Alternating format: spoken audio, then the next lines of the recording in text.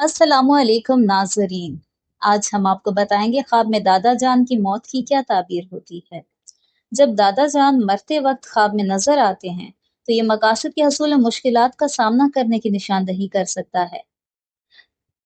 ये ख्वाब सुस्ती बेबसी को भी जाहिर करता है।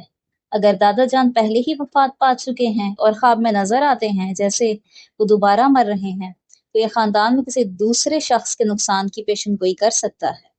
अगर ख्वाब में फौतशुदा दादा जान को कोई शख्स देखता है और ये भी देखता है कि उनकी तदफीन का एहतमाम किया गया है तो यह खानदानी रिश्तों की मजबूती की अक्कासी करता है और किसी तरह मुश्किल वक्त में लोग एक दूसरे के साथ यकजहती के साथ खड़े होते हैं इसका इजहार करता है।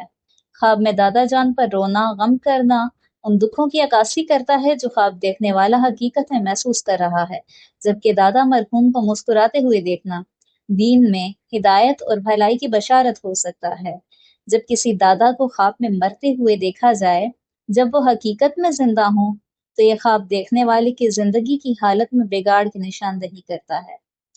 कभी कभार ये ख्वाब मुश्किल सफर या किसी मुस्बत तब्दीली की अलामत भी हो सकता है, जैसे कि ख्वाब में दादाजी की जिंदगी में वापस आने की सूरत में मनफी रवैयों को छोड़ने की कोशिश करना।